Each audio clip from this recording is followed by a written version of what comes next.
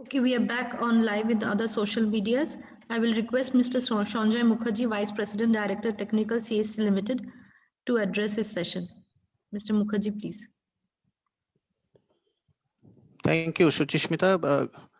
Good evening to all the dignitaries present in this forum. Am I audible? Yes, sir, you are audible. So I would like to present a few slides which will assist me in my talking. So I'll try to share my screen. Just bear with me for a minute or so. Okay, is it okay, Shuchishmita? Yes, sir. You have given sharing rights. You can share your screen. Okay.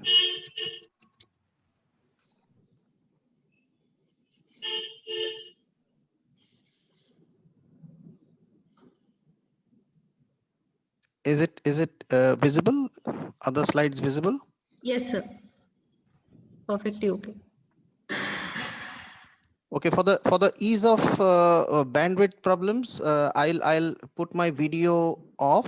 The slides will explain whatever I am talking. So for the timing, I'll put my video off. Okay. Yes, sir.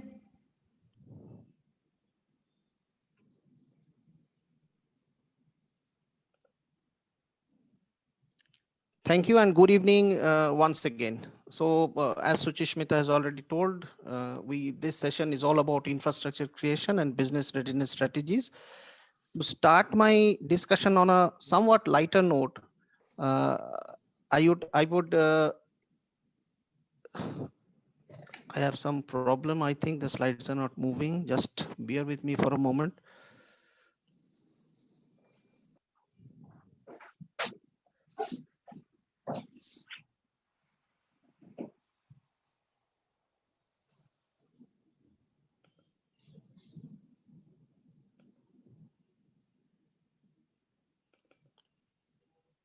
Slide.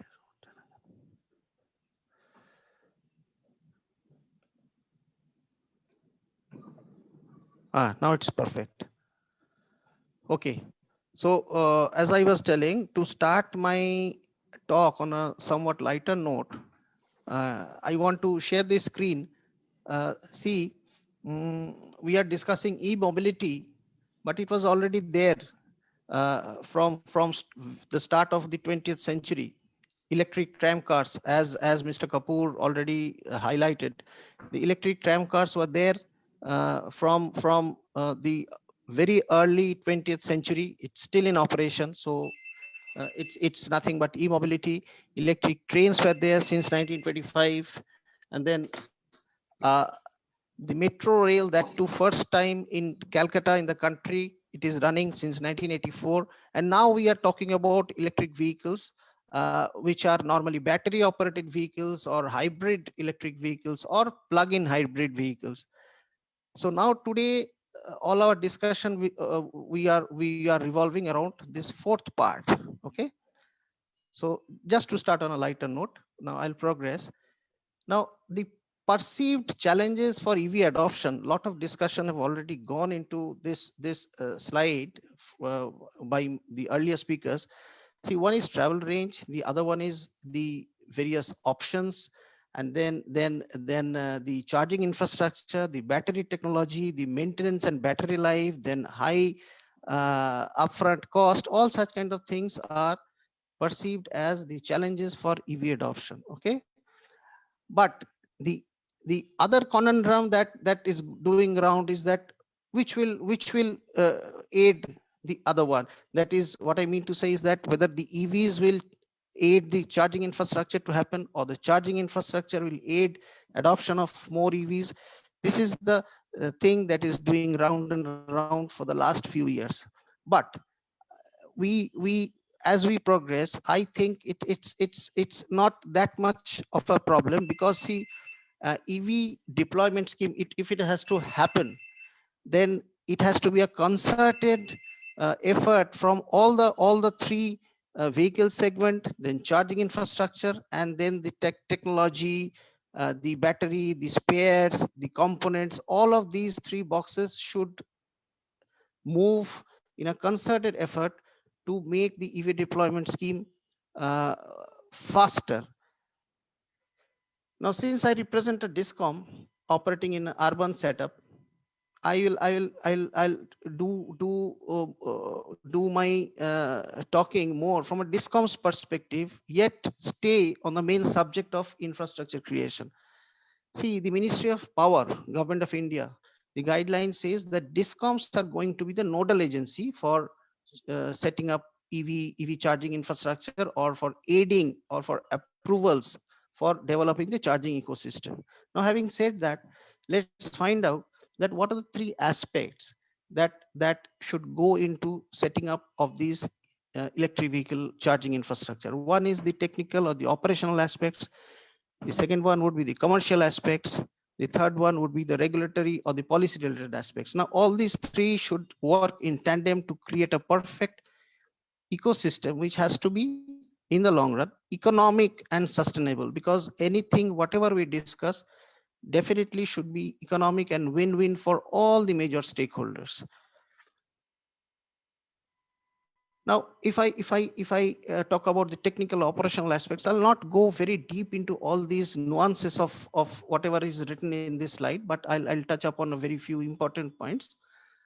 The identification of suitable nodes for EV charging stations. What I mean by this statement is that in urban setup, everybody knows that if I'm driving along a highway, to give me comfort, if I'm an EV owner, to give me comfort, I must have the knowledge that, okay, along the highway, these many charging stations are there at this point along the highway, because Ministry of Power guideline already specifies that along the highway, what should be the frequency of charging stations.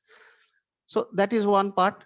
But if I'm operating within a city, then where within the city the charging stations are there, where the charging stations should ideally be set up for commercial use, the routes, the important routes, all these are included in this statement while creating charging infrastructure. Now, the communication also will go to play a very important role. The communication, what I mean by the communication is that in order for the charging infrastructure to be very smart and interactive with the electricity grid, the communication infrastructure should be strong. Then, in order to put up charging stations or charging facilities, even by the public, members of the public at their homes, the proper connection agreements or connectivity regulations must be in place to enable or to take care all the regulatory and legal aspects of charging at homes or at commercial establishments. Then there are going to be some technical challenges once EV penetration happens at a larger scale. What I mean to say is here, in layman's term, more and more charging infrastructure penetration would go on polluting the electric vehicle grid, which will have a hidden cost in it, because the pollution to the electricity grid has to be set right by the discoms with proper measures, which comes with a cost. So that has to be taken care of.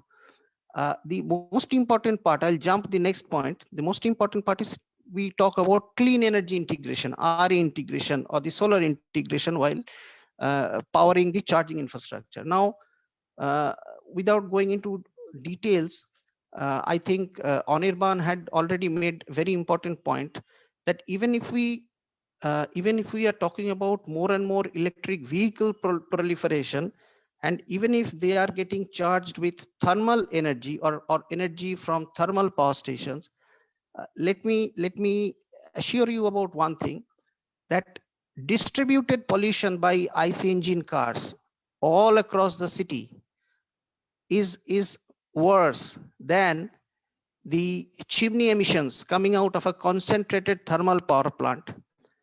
Now, chimney emissions, coming to chimney emissions, even if it is concentrated, but the other aspect is that the chimney emissions are also having its own share of stringent policy and guidelines by the environment experts, the environment ministry, the governments, and all such kind of authorities. The other aspect is that the generation fuel, that is coal, it is also becoming cleaner day by day. What I mean is that the specific consumption of coal to generate 1 unit of electricity is becoming lesser and lesser due to adoption of various kinds of technology. So even if we are charging electric vehicles from thermal power generation, it is not going to be a major problem, or not going to be a major lookout in the future. Now, there are commercial aspects. Commercial aspects, we all know that business models must be in place properly so that all the stakeholders are in a win-win kind of situation. So I'll not deep dive into the nuances of this, because I think we have 10 minutes each to speak on. There are regulatory and policy related aspects. I'm also skipping this slide for the time being, and I'm going to the most important slide of my today's talk. See, this slide talks about, if we think of EVs, there'll be either two-wheelers or three-wheelers or four-wheelers or big buses. Now let us see where is the infrastructure problem actually lying, or whether it is actually there or not, because we do a lot of talking. I showed in my earlier slides that people talk about which is going to push the which one, that is the electric vehicles will come first or the charging infrastructure will come first.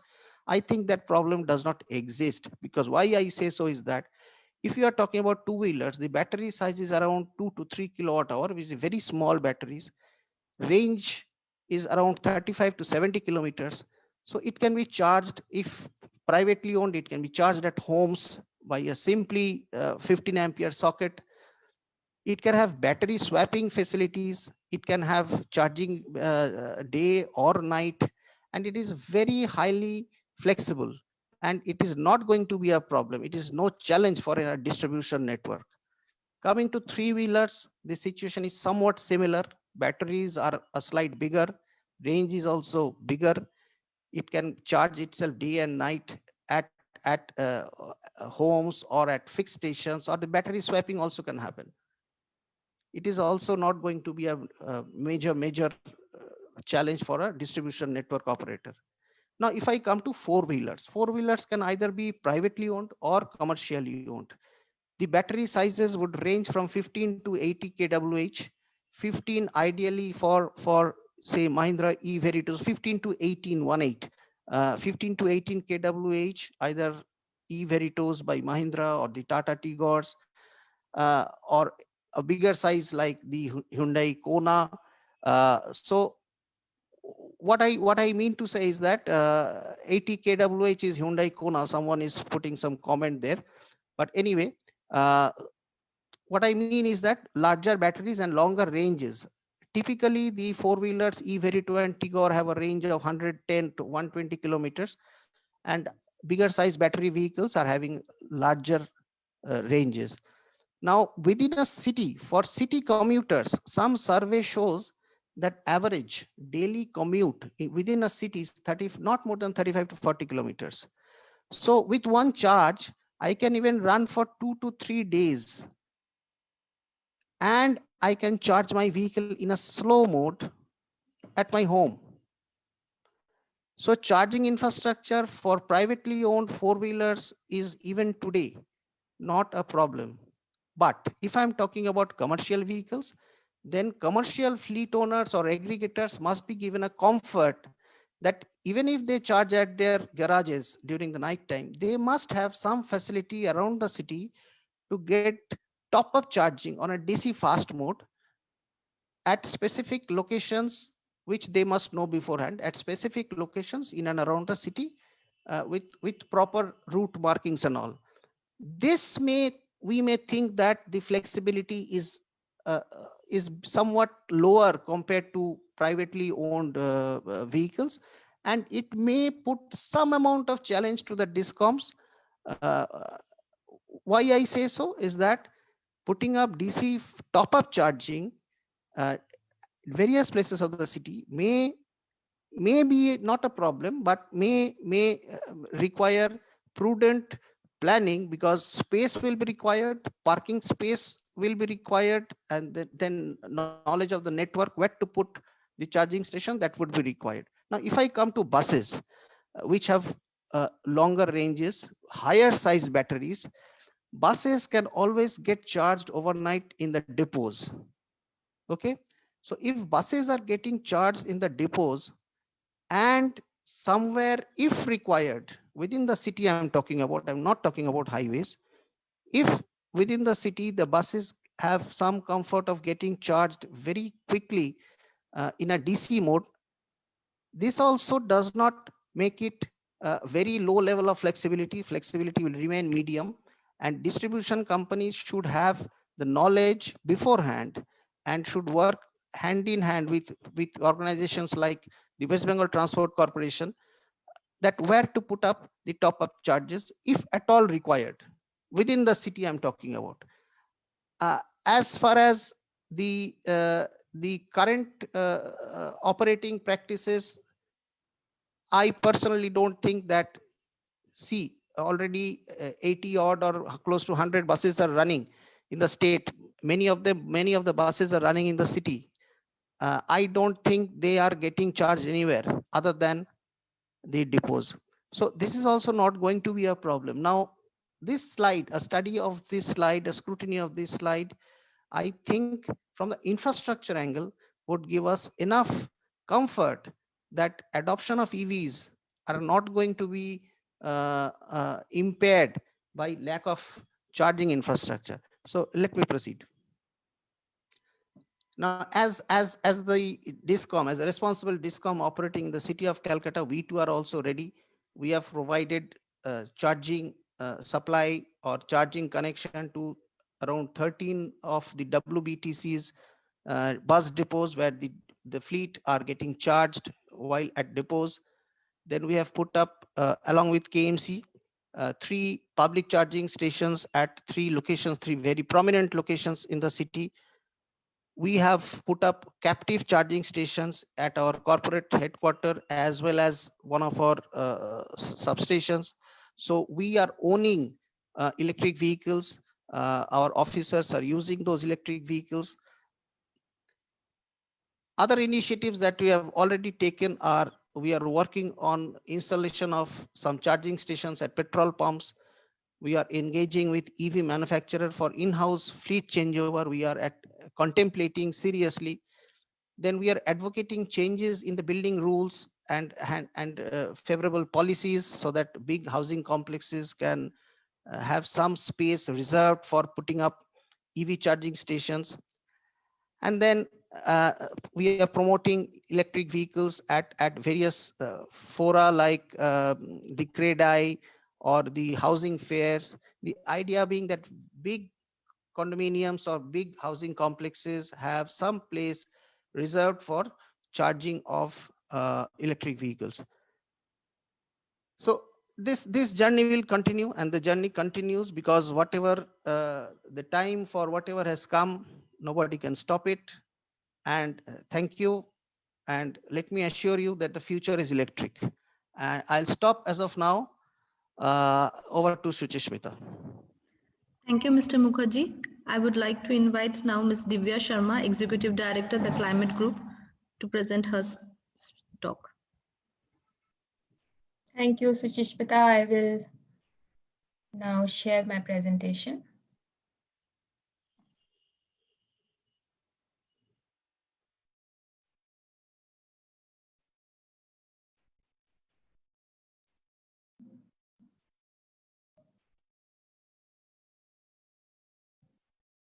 Just give me a second.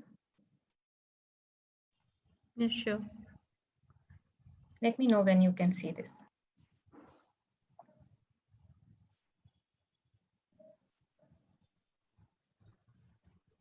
Is it visible? Yeah, it's visible. You just, yeah, it's okay. Okay, great. So good evening, everyone, and thank you for inviting me to this very important deliberation. I'm Divya Sharma. I'm Executive Director, Climate Group. And I will talk about a little about what we do, and then I will come to our business action campaign on electric vehicles.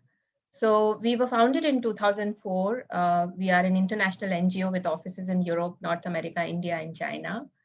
And we work on the sidelines of business action, government, and policy through our campaigns. And through that, we drive collaboration and impact. in renewables, energy, productivity, and electric vehicle side of the things. So today I'm going to talk about our experiences of working with businesses very closely through our business action campaign on electric vehicles, which we called as EV100. So EV100 is a global initiative bringing together forward-looking companies which are committed to accelerating the transition to electric vehicles and making electric transport the new normal by 2030. So members are increasing demand, influencing policy and driving mass rollout, helping to make electric vehicles more rapidly affordable for everyone. At present, we have about 92 global members, which is about 5 million vehicles committed to electrify and about 5,400 charging locations. These are the global companies that are part of our EV100 campaign. And these are our Indian companies that are part of our EV100 companies that also include BSES Rajdhani Power Limited, BSES Yamuna Power Limited, State Bank of India, Wipro, and our recent companies that have come on board with us is Flipkart, the first e-commerce company to sign up for EV100, and Mindspace REIT, which is a real estate company. Now, Flipkart in particular has taken a target of moving to 100% electric vehicle usage by 2030. Just to reiterate on the commitment that these businesses come with, there is a quote that I would like to make here from Kalyan Krishnamurthy ji, who is the CEO of Flipkart Group. And he says that with the scale that they have and the reach that they have as a company and biggest e-commerce company in India, they believe that they can play a significant role in fast tracking the adoption of electric vehicles, but also making clean mobility mainstream by working closely with key stakeholders within the ecosystem. And as my previous speaker said, that the future is electric, and I completely agree with him what he said. So in terms of the commitments that companies that follow EV100 these are the commitments. It's about how many percentage would they commit to, so they can electrify 100% or electrify 50%. For logistic companies, usually all urban or last mile delivery should be EVs. And the commitment that has to be made is also that for leasing companies, the commitment would be to switch customer fleet as well as own corporate. And it requires EVs in the service contracts also. For example, where your business operates via third-party fleet service, you will have to make sure that they also adopt electric vehicles. Plus, in terms of providing infrastructure for charging, so workplace and customer charging in all feasible locations will have to be looked at by the member committee who is becoming part of this campaign, which is a global campaign. So these commitments include battery electric vehicles. They also include plug-in hybrid electric vehicles and extended range electric vehicles and hydrogen fuel cell electric vehicles. In terms of the commitment process and criteria, we look at global or group level commitment, which can be made, and substantial fleet or charging commitment has to be made. As I said, that they have to provide charging infrastructure. Now, there is a annual fee, and there are new membership offers that are coming up. We also help companies create their roadmap to electrify their vehicle fleet. And we also have an annual reporting process. So basically what we want is to understand the impact and also provide that platform to these companies who are signing up for our program to showcase their work and to showcase how quickly and efficiently they are chasing the targets that they have come up with. And of course, there are so many engagement opportunities because global. In terms of core benefit that this program offers, we give chance to our member companies for profiling and positioning their leadership, which is sustainability leadership, their climate action leadership. We provide them policy and market engagement, and we provide them peer learning and closed door working groups. Through that, we provide them chance to understand, learn, and implement contextualized systems and implement them. Now, the question that was asked to me when I was invited for this particular deliberation was as to what is the motivation of businesses to come on board for such a program, and what future does it hold in terms of building that mass and momentum for EV deployment in India? So one, and this is all from our experience of working with these companies in India. One is that the businesses that we work with or are talking to at the moment want to align action with the national agenda on climate change. They want to be seen as rising leader on sustainability across different sectors. And they want to showcase green growth to their investors and shareholders. So it makes a lot of business sense to these businesses because they can showcase that they are on the right side. Besides this, the companies learn and leverage from other strong global member networks and engage with the highly vibrant ecosystem of civil society and think tanks who are working in these areas, who are doing research and coming up with innovation and technologies to make this transition more commercially viable and, of course, implementable, and meet the new norm in the Indian business circle, which is about sustainability and which is about being aware of climate action and supporting government on climate action. One more thing that I would like to add here is that our member companies continue to leverage their commitments to create meaningful business impact. As I said, it should make business sense at the end of the day and generate necessary visibility, not only at a national level, but also at a global platform, which we provide to them, and to encourage other businesses to take action. The climate disclosure project that Climate Group does with CDP and their India annual report indicates that Indian companies are acknowledging the role of ESG and particularly broad level oversight of climate related issues. So the recent CDP global scoring has 4 Indian companies rated as A on tackling climate change, and companies adopting sustainability measures and taking climate conscious decisions are doing better than their peers on key financial indicators also, which is a very good sign, and I think quite motivating. More and more leading Indian businesses are committing to goals of net zero and aim to stand out in commitment on sustainability. And it is in line with Government of India's position to be seen as leader on climate action and going above and beyond their 2 degrees centigrade Paris Agreement target.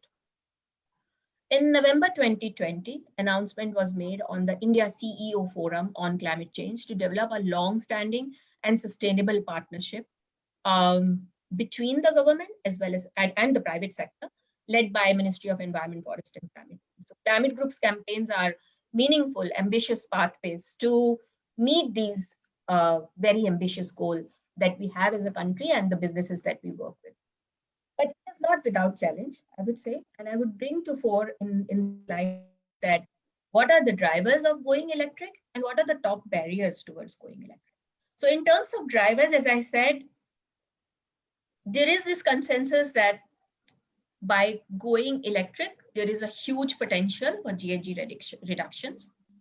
And there are reputational benefits also, because now it has started making business sense. People want to be working, doing trade internationally as well as within India with the companies who stand out for sustainability, who stand out for business ethos that are towards possible green growth. Also, it has a lot of potential to reduce local air pollution. And we know that air pollution is now touching every household. It has a lot of health benefits to switch to EVs and reduce GHG emissions. And there is also a potential for financial savings going forward. And technology change and technology innovation will only help in financial savings. So there is only an upward way now. Besides this, customer demand for EVs is rising, and customers are increasingly demanding robust climate action from businesses. And businesses also note that EVs already compete on cost in most cases, which makes economic case for them to be making more electric vehicles. And we keep up having questions from companies who are manufacturing electric vehicles on different aspects of innovation and demands from businesses that we work very closely with. But as I said, it is not without barriers. And the top barriers that we have researched upon and with our experience of working very closely with government as well as businesses on EVs is that there is lack of supply of light electric vehicles. Auto industry is not responding as fast enough for supply to match the demand. Lack of charging infrastructure, which previous speaker had very broadly elaborated. The capital cost of EVs is high at the moment, which needs to be looked at, and lack of attraction.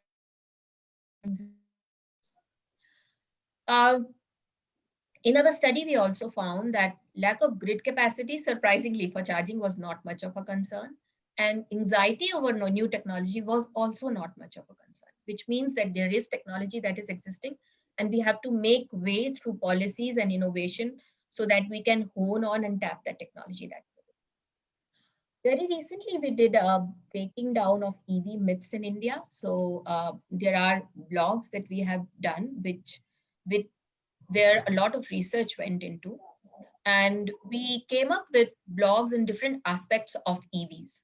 So we see that there is a lot of myths around EVs, around charging, around technology, around economics of it, around vehicle experience in shared mobility and emissions and policy. And in our endeavor, we wanted to see that some of these myths are broken and awareness is created amongst key stakeholders, amongst the masses, to make sure that there is some improvement in the uptake of EVs. And definitely our idea is that more and more large businesses should come to fore and adopt EV 100 targets and transition from fossil fuel based motor vehicles to electric vehicles.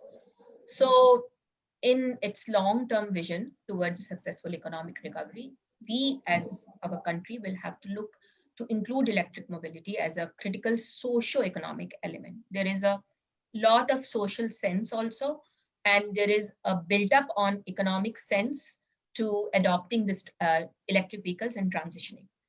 Electric mobility is today is ready for accelerated adoption by individual businesses and government at scale. We just need to grab this opportunity to make it work.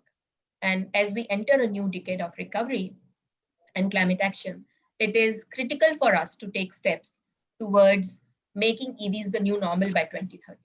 And when I say that, I also mean to say that strong policy framework needs to be established to encourage automotive sector to produce more EVs, and tighter vehicle emission standards, EV mandates, and government grants need to be extended and enforced, because there is a big interface between businesses, between adopters of EVs, and between how the policies help that kind of adoption and transition.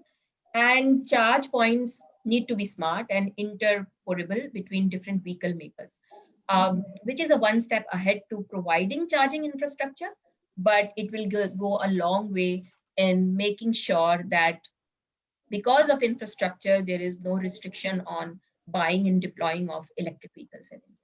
So this is what I wanted to make as a point today, and I'm very happy for any questions if you have. Thank you, Divya. I would now request Mr. N. Mohan, Deputy General Manager, Energy Efficiency Services Limited, to present his talk. Mr. Mohan, please.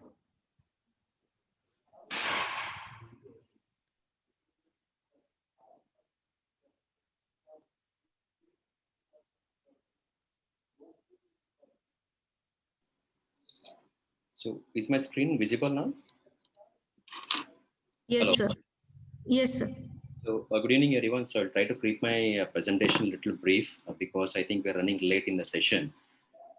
First of all, let me thank Bengal Chamber of Commerce and Industries for giving us an opportunity to brief about like e-mobility and charging infrastructure, the projects which EESL has taken up in India. Just about the background about EESL, it's a joint venture company under Ministry of Power, and our promoters are like NTPC, Power Grid, Power Finance, and REC. So right now we have a subsidiary of EESL, which is Convergence Energy Services Limited, which is a 100% owned subsidiary of EESL, which is leading the vertical related to electric mobility, decentralized solar, carbon financing initiatives. So as you know, like ESL has done numerous energy efficiency initiatives with respect to lighting, with respect to building efficiency program, with respect to air conditioning program. And right now we are more focused towards electric mobility ecosystem. That is our core focus area, which we are trying to push in the coming years. Also, like ESL, we are focused towards building up some of the international ventures. So we have operations in other countries like UK, Malaysia, Thailand, Saudi Arabia, and also we have an operations in Vietnam and Myanmar as well.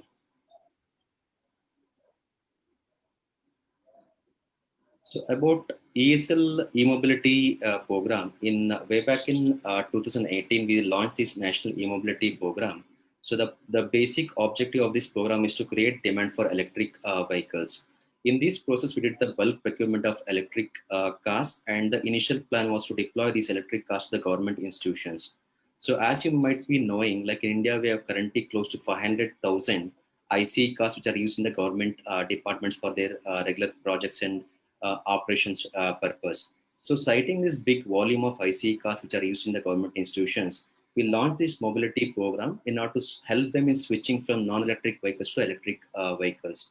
So far we deployed close to 1,500 electric vehicles, and also we put up around 1,200 captive charging stations across the government departments.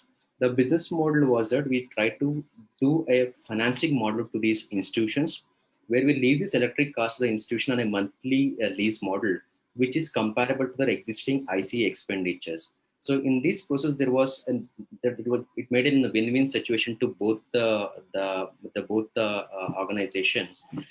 Here, the client was able to at least make a transition towards the electric vehicles without any major financial implications while switching to the electric vehicles on a monthly lease model.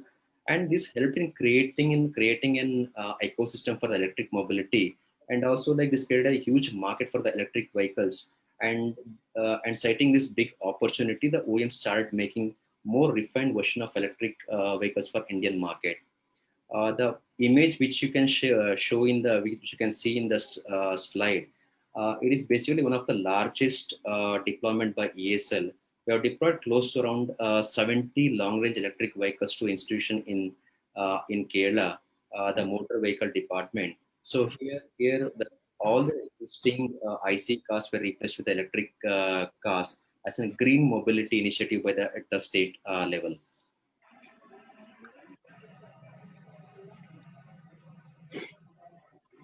This is the ESL National E-Mobility Dashboard. Here we try to capture the information with respect to EVs deployed by ESL. This is a real-time dashboard where one could see like how many electric vehicles have been deployed across India, and they can see like how many kilometers these electric vehicles have. So we can see like close to 3.6 crores kilometers we have crossed from deployed 1,500 electric.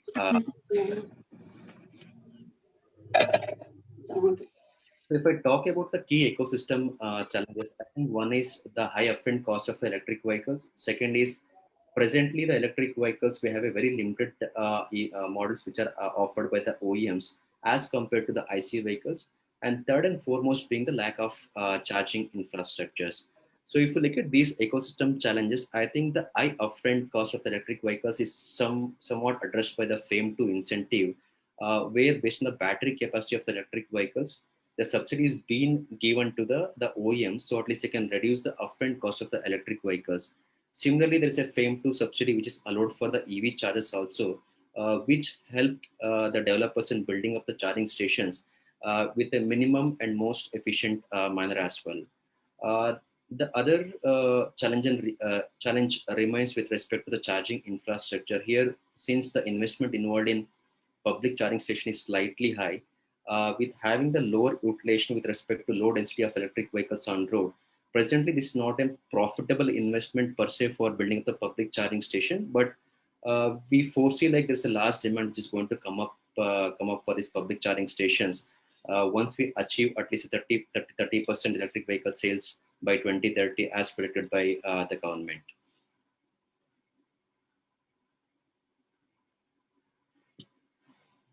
I'll just touch upon some of the how this ecosystem could be, at least like ecosystem could be developed in a more systematic manner.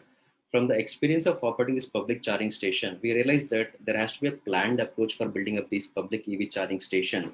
So although the Ministry of Power Guidance defines a minimum of one public charging station a grid of 3 kilometer by 3 kilometer, is assessment has to be conducted by the charging station operator before deploying these public stations. So we also undertake a kind of assessment while building up these stations, where we try to see the locations are feasible for building up these charging stations. We try to target some of the most potential pockets in the city where this infra could be built up first. We try to segregate and prioritize the locations based on some of the key parameters with respect to feasibility, the footfall, the requirement, load availability, and other parameters of confined, more focused towards point of public interest, especially with respect to the public transport, the metro stations, the bus depots, bus terminals. So having this comprehensive approach, we try to implement the project. And also we undertake a kind of sustainability of the business operations, where we try to ensure like there's a collaboration with the multiple EV ecosystem operators, which includes the fleet operators, the OEMs, the EV charging station manufacturers and suppliers. So there is an sustainability with respect to operations could be achieved. Also, like with respect to the other source of revenue, one could look apart from the charging revenues. There is a possibility of looking for a non-charging tariff revenues, which could come from the advertisement and the branding opportunity these public charging stations brings on table to the investors. How the assessment could impact the end user tariff to an extent. If you look at this graph, this clearly indicates that once we have an improved utilization, so perhaps we can reduce the service charge to the end customers. If you look at the graph here, with the 20% utilization, perhaps there is a feasibility for reducing the service fee by 29%. If you look at the 50% utilization, so the energy operator can reduce the service fee by close to 47%.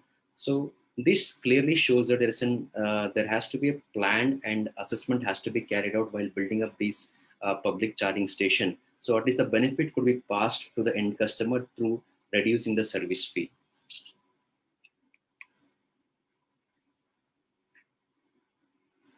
I'll touch upon the business model, how we operate with on the public charging station. Here, typically you work with a land partner. So the land partners could be the distribution company, it could be development authority, it could be any private companies who owns the land parcels, which is more feasible for building up these EV charging stations. Here, typically the company invests in the entire infrastructure, which includes the procurement, installation, operation, maintenance of the charging stations. Here, the revenues are realized from the charging services. Here, the company takes up the entire responsibility of building up the upstream infrastructure required for this charging station.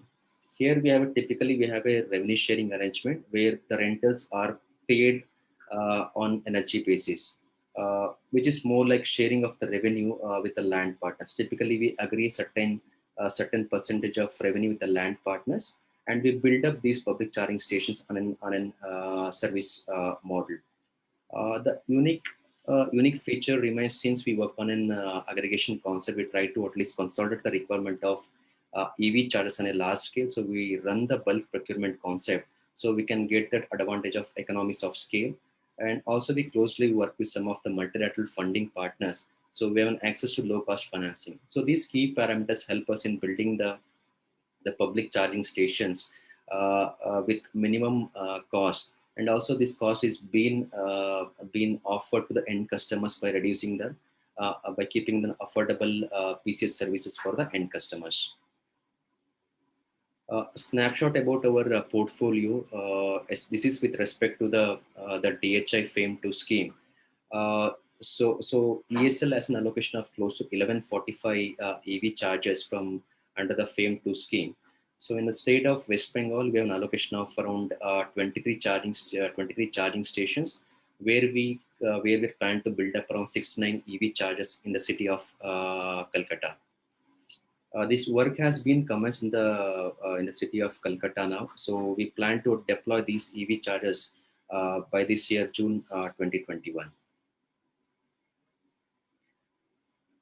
Some of the key outcomes of our EV charging business so far. So far, like we have built up around close to 1,200 captive charging points. Apart from captive charging points, we also built up around 200 plus EV charging stations, which are purely public charging stations, which are capable of charging 375 vehicles simultaneously. So these major stations are being built up in Delhi, NCR, Calcutta, Chennai, and stations are upcoming in Ahmedabad and Nagpur in coming months. So we're also happy that we have supported close to 1.9 million of clean kilometers traveled. Uh, so we can see the consumption has touched close to 300,000 of units of consumption in last 1 year time. The below graph, I'll just take a minute to explain on the below graph how the inflation has improved over months for ESL. When we commenced this operation in May 2019, the inflation was less than 4.5% to 5%. So gradually we saw there is an improved utilization when we focus on our deployment strategies, which was with respect to identifying the right location and putting up the right combination of charges. And also we started doing tie-ups with the fleet operators who could bring utilization for these public charging stations. If you look at the real impact on the COVID-19 in the April and May month, here the inflation was less than 1%. Subsequently, the inflation has improved. Now we are touching close to 15% from these public charging stations. Some of the snapshot of a public charging station. The left one is the station which is a charging plaza where we have built up combination of charges at a location in Rafi Marg in Delhi. The right ones are the public charging stations which we have developed with the Calcutta New Town Calcutta Development Authority, and these are the fast and the slow charging stations which are presently operational in Calcutta city. So just to maybe like for the forum and to take up with the authorities. So we have a submission here that's in West Bengal. I think still there is no specified EV tariff. So I think the forum could take up for introducing a specific EV tariff for operation of public EV charging stations. So presently the charging station are built on a commercial tariff. So once we have the commercial tariff, the end user tariff is going to increase. So the economics of operating the electric vehicle versus the IC vehicles could be affected. So I think the state could look at determining the EV tariff for the public charging stations, and also a consideration could be made for exempting the fixed or demand charges. So presently, since there is no specified EV tariff in the state, so the commercial rates are applicable and also the fixed charges are applicable for the existing public charging station, which makes the public charging station business unviable at this point in time. And also, I think we need to have a comprehensive approach where we can build the charging infrastructure for all segment of electric vehicles. It should not be confined to 2 or 3 or 4 wheelers. I think there has to be a holistic approach where a focus could be made towards building up charging infrastructure for all segment of electric vehicle. So I think with those thoughts in mind, I think let me pause here. Maybe I would be happy if any questions are there from the audience. Thank you, everyone. Thank you, Mr. Mohan. I will now request Mr. Appan, Associate RE Mobility, World Business Council for Sustainable Development, to give his presentation. Thanks, Suchishmita, for the kind introduction, and good evening, everyone. I'm extremely honored to be given this opportunity to share the stage with such eminent speakers. And thanks to the Bengal Chamber of Commerce and Industry and British Deputy High Commission for giving me this opportunity.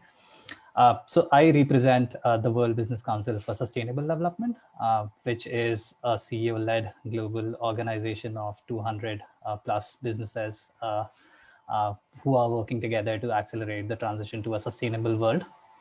And I'm being asked, considering the sphere of companies that we represent, I'm being asked to speak more on the role of businesses in conceptualizing an India EV ambition. And I feel that and I would like to refer to one of the presentations made earlier by Divya, wherein she spoke about business ambitions. So that can be used as a good segue to talk about a national EV ambition. And during my presentation, I would consciously refrain from mentioning about infrastructure and green jobs, which are also the other parts of the agenda as well. And I acknowledge that those two elements would also play a really critical role in the uptake of EVs in India. Before that, let me just try to give you a quick introduction about what we do. So these are the group of 200 companies which our company represents. And a WBCSD works across different programs and projects, which includes mobility decarbonization. And mobility decarbonization, again, has an India deep dive related coalition, which is called as Remobility, wherein we are engaging with 50 plus companies from the EV ecosystem in India, with a common objective of accelerating business or fleet-led adoption of EVs in India. So these companies come together and collaborate on developing knowledge products and advocating right policies to help accelerate EV adoption in India. And there are certain deliverables which we are working on, which you can see on the screen. One of them was the launch of an India Business Guide to EV adoption at COP25 in Madrid in 2019, which was launched alongside Mr. Anirban, who's also on the call today, as well as secretaries from the government of India. So the final deliverable, which we, as you can see on the screen, is an activity which we are working on, which is relevant to a national ambition, which is to put together a national ambition statement, which is CEO backed and which can be used by the government of India to support their and enhance their transport related NDCs at COP26 later this year. So India does not have an EV ambition, 100% ZEV EV ambition in place that's globally announced at a global platform. And the previous announcements or the statements made by ministries or by certain stakeholders were largely uncoordinated and were subjected to revisions later on. So there's definitely a need and a window for collaboration between both these two stakeholders, that is A, the businesses, and B, the government ministries, to formulate an ambition in terms of why do we need an ambition at the first place. So businesses do look to governments to provide clear and consistent timelines that helps businesses to develop clarity and confidence for the steps that they will put forward. And while all the policy interventions and policy announcements which have been made by the Indian government in the recent past, whether it be in form of FAME 2 and the incentives announced under state-led policies, are reflective that there is consensus that's shaping up within the Indian government and towards encouraging electrification of mobility. The absence of ambitions and mandates creates some sort of an ambiguity about the rate at which the government is envisioning this EV transition to happen. So this is how this chart represents the timeline of global EV ambitions. And there are so far 17 countries who've announced 100% ZEV targets. The ones in green have EV sales or stocks target, as well as the ones in red have ICE phase out targets. And the two key geographies who've been in the news related to their EV ambitions and actions were Norway and UK. So Norway has become the first country to sell more electric cars than ICE cars. And their leadership on EV adoption is critical because A, they have opted for a very ambitious timeline of 2025. And B, their actions are congruent to their intentions and ambitions. Again, I think in the earlier part of this session, Nick spoke at length about the UK commitments, wherein they've brought forth their ambition of introducing a ban to ICE and petrol diesel vehicles from 2035 to 2030. Which showcases that the governments across geographies stands ready to work with businesses to bring about this transition of EVs. So in order to gauge the viewpoint of our coalition member companies on the need and form of an India EV ambition, we hosted a workshop with some of these companies in August last year. And then some of the reflections from those workshops were most of the companies felt the need for an India EV ambition, which could act as a demand signal and can alleviate industry uncertainties, and can also encourage them in making more investments in the sector itself. In terms of the form and the nature of the ambition, so they suggested that it should be quantified and should be linked to India's climate commitments and the NDCs. And an ideal ambition could take the shape of a combination of EV sales target along with an ICE phase out timeline, which is what this chart represents. Again, through most of 2021, and I mentioned it earlier as well, WBCSD will be working with some of these anchor companies to draft out an ambition statement that can support Indian government's announcement at COP26 regarding raising their mobility related ambitions. And we'll work with these companies throughout this year, wherein these companies co-author the ambition statement, and then B, back it up with their CEO signatures that can then be taken up with the government. So at the end, I'd just like to say that switching from internal combustion engines to electric vehicles is going to be one of the biggest transition that our generation will witness. And it is highly unlikely that only an ambition announcement or a single stakeholder, whether it be businesses or the government or a single business model, will bring about this change. It will be an extensive collaboration between the businesses and the government on actions as well as ambitions to create an impact at the rate that's needed. So with that, I'd like to conclude. If there are any reflections on my presentation, I'd be happy to take questions on that. And again, at the end, I'd like to thank Bengal Chamber of Commerce and Deputy High Commission for giving me this opportunity. And I look forward to the next presentations. Thank you. Thank you, Mr. Appan. I will now request Mr. Alekhya Datta, Area Convener, Electricity and Fuels Group, TERI, to present his presentation. Yeah, thanks, Suchimita. Am I audible and the slides are visible for you? Yeah, the slides are visible and you're audible. Yeah. So thank you so much, the Bengal Chamber and British Deputy High Commission, Kolkata, for giving us this opportunity to speak on this topical forum. And of course, I have only one slide, and I'll be very straight to the topic given here: infrastructure creation and the business strategies. So, of course, taking the lead from some of the numbers. Of course, I borrowed. Just a minute. I just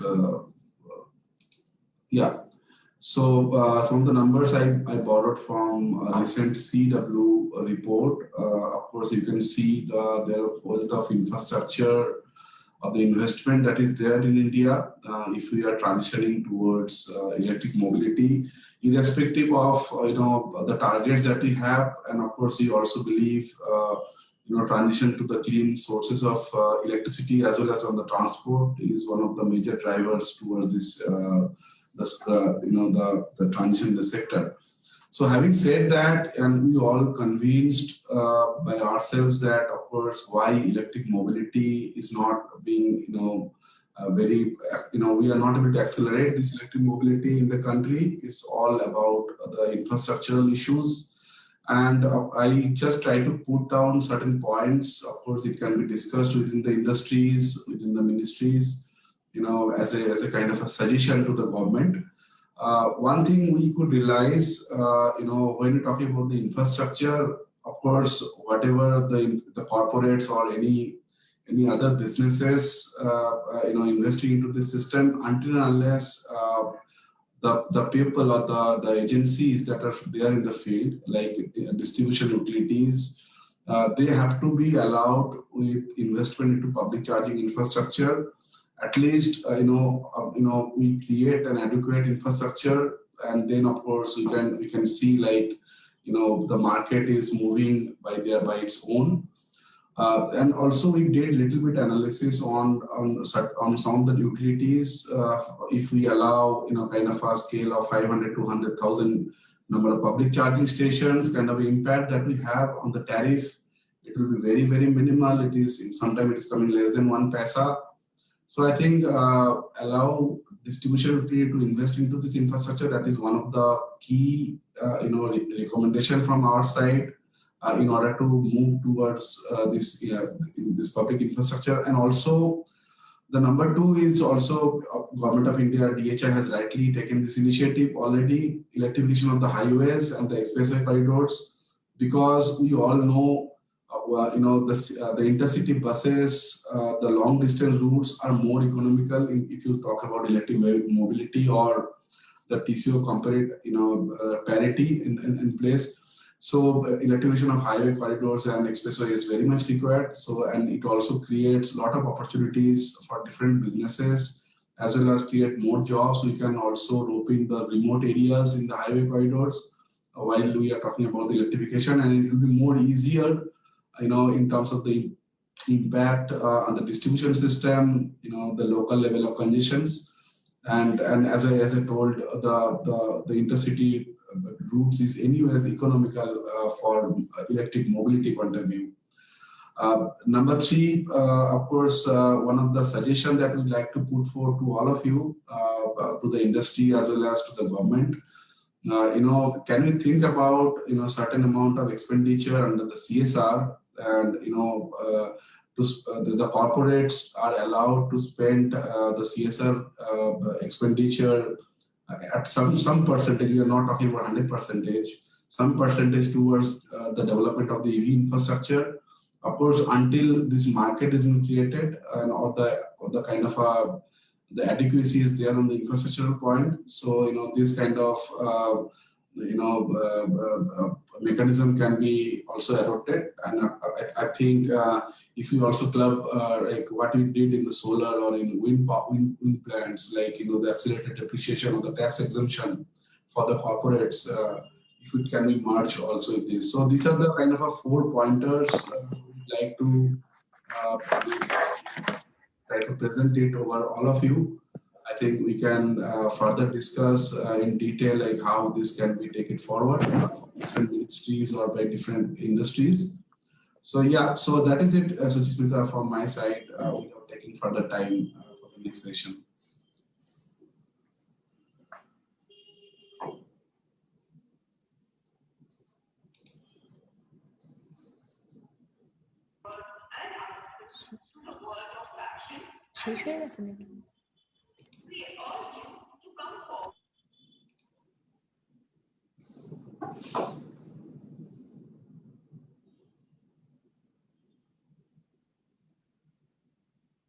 Yeah, Suchimita, this is it from my side.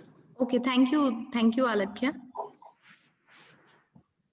Thank you all the distinguished speakers in this session. We will now go to the next session, which is on green job creations. Before that, we would request everybody to wait with us for 4 or 5 minutes, because we need to relive in the social